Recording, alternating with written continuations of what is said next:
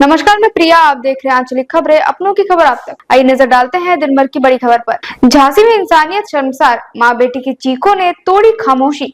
दहेज की भूख या हैवानियत, मासूम बच्ची बनी माँ की मौत की गवाह। सोनाली की चीखें गूंजी झांसी में, कब जागेगा समाज। 3 साल की बच्ची बोली, मम्मी को मारा।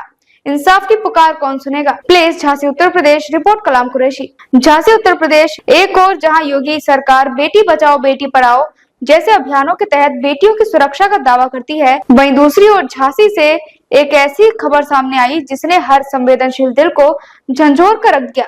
मामला सिर्फ एक महिला की मौत का नहीं, बल्कि एक ऐसी कहानी का है जिसमें एक 3 साल की मासूम अपनी मां के साथ हुए अन्याय की गवाही दे रही है।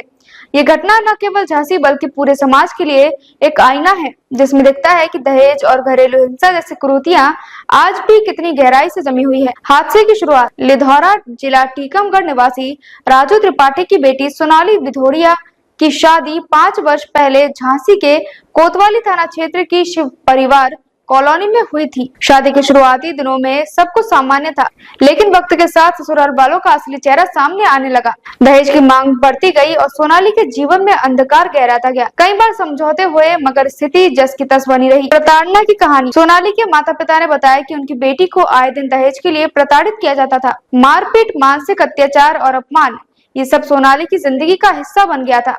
2 साल तक ये मामला कोर्ट में चला, लेकिन ससुराल पक्ष ने झूठे वादों और राजीनामे के जरिए परिवार को गुमराह किया और सोनाली को फिर से उसी घर में वापस ले आए जहां से उसे हर रोज दर्द मिलता था। उस भयावह रात का सच। घटना वाली रात ससुराल वालों ने बीमारी का बहाना बनाकर सोनाली को अपने घर बुलाया। परिवार वालों के अनुसार उसी रात उसके साथ जमकर मारपीट की गई और बाद में उसे फांसी पर लटका दिया गया। लेकिन सवाल ये है कि अगर ये आत्महत्या थी तो सोनाली के चेहरे और पेट पर चोट के निशान कैसे आए। घटनास्थल से मिले वीडियो में ये साफ नजर आ रहा है कि उसे पहले पीटा गया और फिर हत्या को आत्महत्या का रूप देने की कोशिश की गई। अस्पताल का नजारा और परिवार का दर्द। घटना के बाद बिना पुलिस को सूचित किए ससुराल वाले सोनाली को मेडिकल कॉलेज लेकर पहुंचे। जब लड़की के मायके वाले अस्पताल पहुंचे तो ससुराल पक्ष के लोग वहां से भाग निकले। अस्पताल में सोनाली का चेहरा और पैर जख्मों से भरे हुए थे, जो ये बयां कर रहे थे कि मौत से पहले उस पर क्या बीती होगी। सोचिए, जब एक औरत को इस तरह प्रताड़ित किया जाता है और फिर उसकी जान ले ली जाती है तो उसकी 3 साल की बच्ची की मानसिक स्थिति क्या होगी। वही बच्ची अपनी नन्ही जुबान से ये बयां कर रही थी कि उसकी माँ को मारा गया। न्याय की लड़ाई। सोनाली के माता पिता और परिवार ने साफ शब्दों में कहा कि जब तक आरोपियों की गिरफ्तारी नहीं होती और एफआईआर दर्ज नहीं की जाती, वे न तो पोस्टमार्टम करवाएंगे और न ही शव लेंगे। उनका दर्द शब्दों में बयान करना मुश्किल है।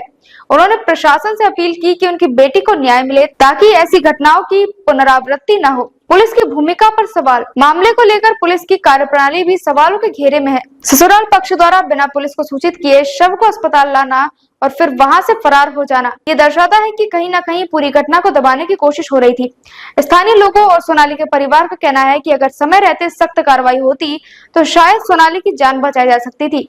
समाज के लिए एक आईना। ये घटना न केवल झांसी की एक दुखद कहानी है, बल्कि पूरे समाज के लिए एक चेतावनी भी है। दहेज प्रथा और घरेलू हिंसा जैसे अपराध आज भी हमारे समाज में गहराई से जुड़े हुए हैं। बेटियों को बचाने के लिए केवल नारे लगाने से कुछ नहीं होगा, जब तक कि ऐसे मामलों में त्वरित और सख्त कार्रवाई नहीं की जाएगी। बच्ची की गवाही सबसे बड़ा सबूत। 3 साल की मासूम बच्ची जब अपनी माँ की मौत की कहानी सुना रही थी तो वहाँ मौजूद हर शख्स की आंखें नम हो गई। बच्ची के शब्द थे, मम्मी को मारा। मम्मी रोई थी। उसकी इस मासूमियत में छुपा दर्द सबको अंदर तक झंझोर गया।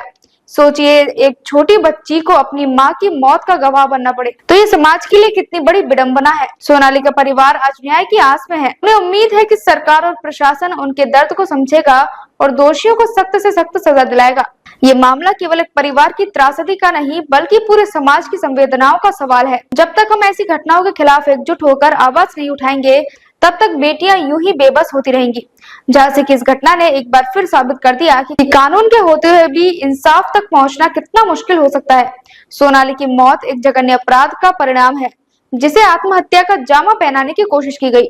अब देखने वाली बात यह होगी कि पुलिस और प्रशासन कितनी तत्परता से कार्रवाई करते हैं और दोषियों को कब तक सलाखों के पीछे पहुंचाते हैं। हम सबको मिलकर ये संकल्प लेना होगा कि ऐसी घटनाओं को न केवल उजागर करें, बल्कि बेटियों को सुरक्षित माहौल देने में अपनी भूमिका निभाएं।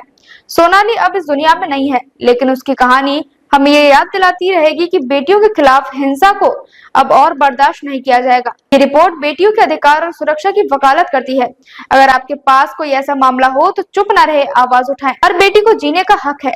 कोतवाली थाना क्षेत्र के पंचवटी इलाके में एक लाश महिला की मिलने की बात सामने आ रही है। क्या मामला है और क्या कार्रवाई होगी?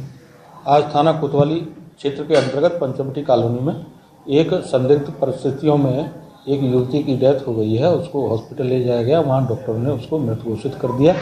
परिवारजनों का आरोप है कि इस युवती की हमारी बहन की हत्या की गई है और डेड बॉडी को हमने अपने कब्जे में ले लिया गया है। पंचायतनामा की कार्रवाई की जा रही है। तहरीर आने पर विधिक आवश्यक कार्रवाई की जाएगी।